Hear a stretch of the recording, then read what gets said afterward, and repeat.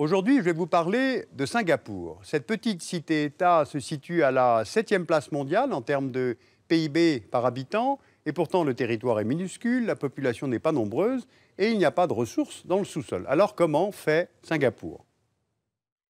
Singapour est ici, en Asie du Sud-Est, au bout de la péninsule malaise. C'est tout à la fois une ville, une cité-État et l'un des plus petits États au monde. Le territoire de Singapour s'est agrandi au fil des années. En 1957, il fait 581 km² et aujourd'hui 716 km² pour l'ensemble des îles.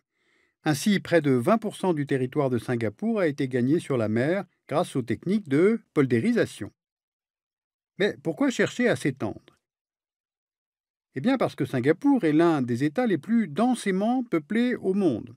Avec 5,5 millions d'habitants, citoyens et étrangers compris, la densité de population est de 7 400 habitants au kilomètre carré. Par exemple, elle est de 6 400 habitants à Hong Kong. Si on ne prend pas en compte les étrangers, les citoyens de Singapour sont à 76% d'origine chinoise, 15% malaise et 7% indienne. L'État de Singapour a 4 langues officielles, l'anglais, le chinois, le malais et le tamoul. Donc la société singapourienne est multiculturaliste et pour comprendre l'origine de cette diversité, bien sûr, il faut faire un peu d'histoire. L'importance économique de Singapour n'est pas nouvelle. Déjà au XIIIe siècle, un port du nom de Temasek est fondé sur l'île où se trouve aujourd'hui Singapour. Il connaît son apogée au XIVe siècle car il se trouve sur les routes maritimes du commerce des épices et du bois entre l'Asie et l'Europe. À partir du XVe, l'importance du port décline, supplantée par celui de Malacca, et il va retrouver son importance qu'au XIXe siècle avec l'arrivée des Britanniques. Les Anglais cherchent un nouveau point de chute commercial et militaire en Asie orientale, soucieux de renforcer leur présence dans la région. En 1824, le Royaume-Uni acquiert Singapour, qui devient colonie de l'Empire. Sous l'impulsion de Stamford Raffles, les Britanniques entament de nombreux travaux d'aménagement, comme la construction des quais, d'installations portuaires. Ils font de Singapour un port franc, c'est-à-dire qu'il n'y a pas de taxes à payer pour les exportations et les importations.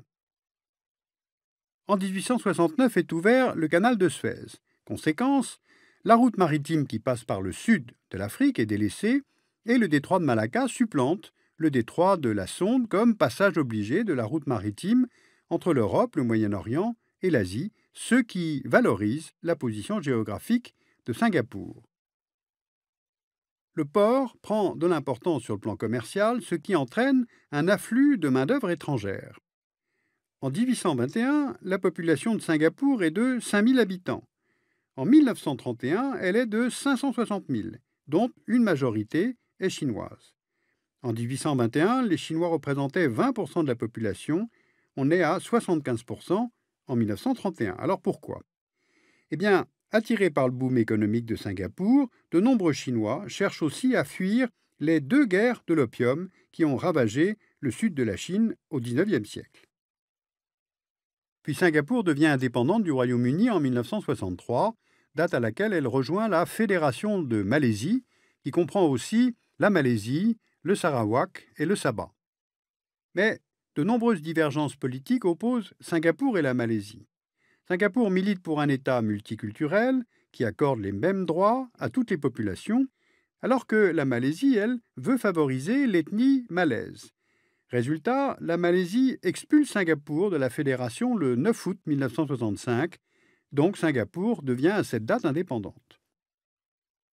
Singapour se retrouve alors seul, avec très peu de territoire, sans ressources naturelles, un faible niveau de vie pour les habitants. En 1965, date de l'indépendance, le PIB par habitant de Singapour est de 2 300 $ en moyenne. Et pourtant, le saut en 50 ans est impressionnant. En 2012, le PIB par habitant est passé à 34 000 $, c'est-à-dire 15 fois plus qu'en 1965.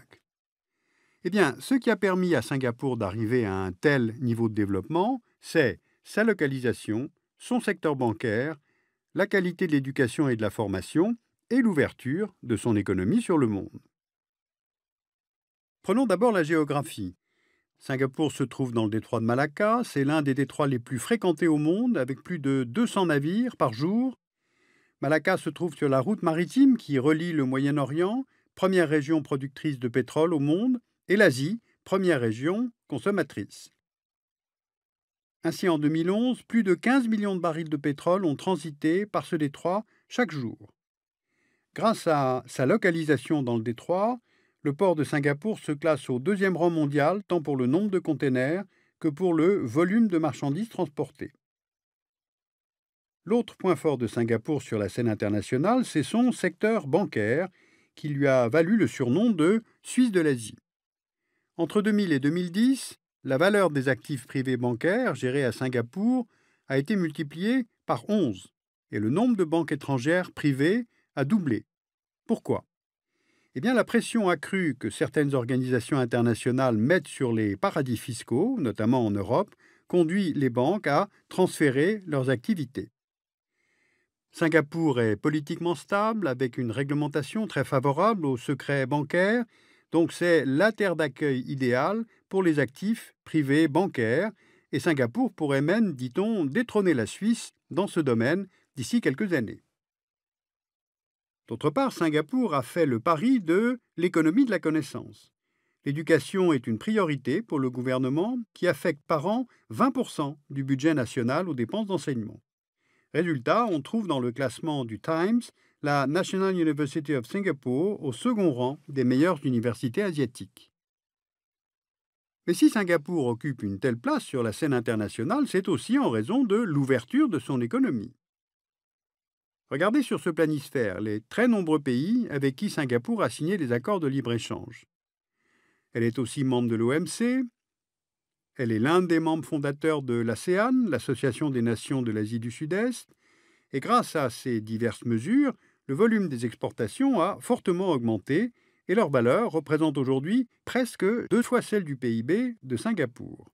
Donc, l'économie de Singapour est typiquement une économie globalisée, ce qui la rend en même temps vulnérable à la conjoncture mondiale et à la santé économique de ses partenaires. Maintenant, qu'en est-il sur le plan de la politique intérieure ?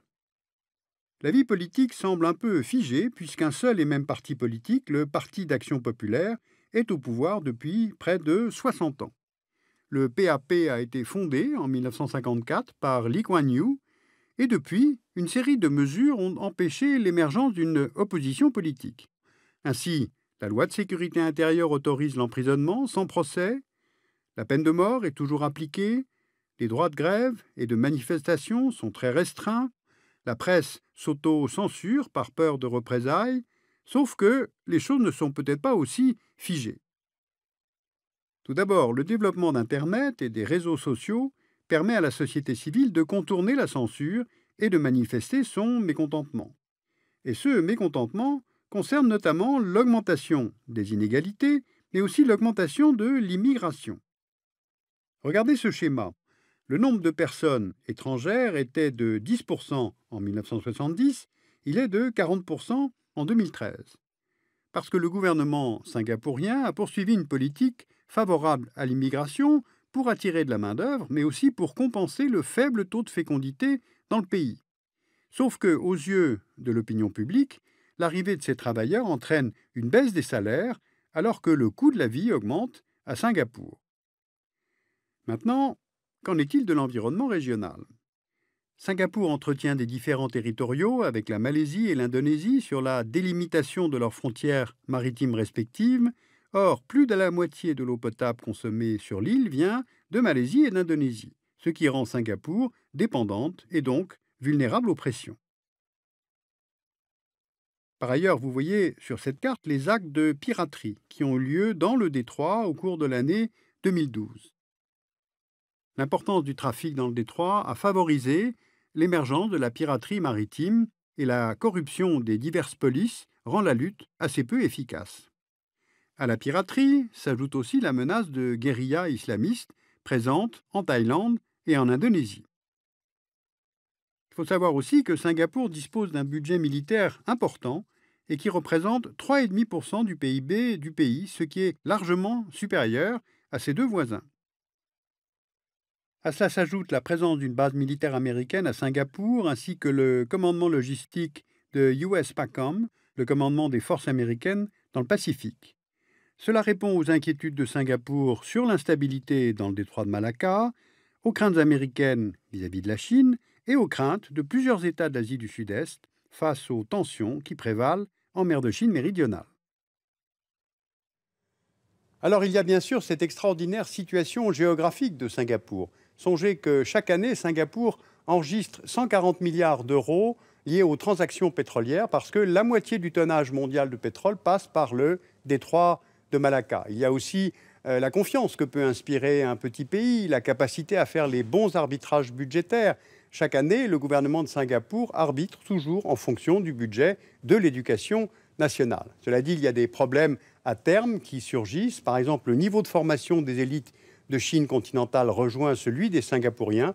Donc ceux-ci, à terme, vont perdre le leadership qu'ils avaient en termes d'expertise bancaire et d'ingénierie financière. Alors vous pouvez lire une très bonne introduction à la géopolitique de Singapour avec le livre de Rodolphe de Coninck, La cité-État ambitieuse, aux éditions Belin. Vous pouvez lire la revue du Monde chinois, publiée par l'Institut Choiseul, Singapour Mirage ou Miracle, avec des questionnements sur le modèle singapourien. Et puis enfin, une comparaison historique avec la Méditerranée asiatique, ville portuaire et réseau marchand dans la région, publiée aux éditions du CNRS par François Gipoulou.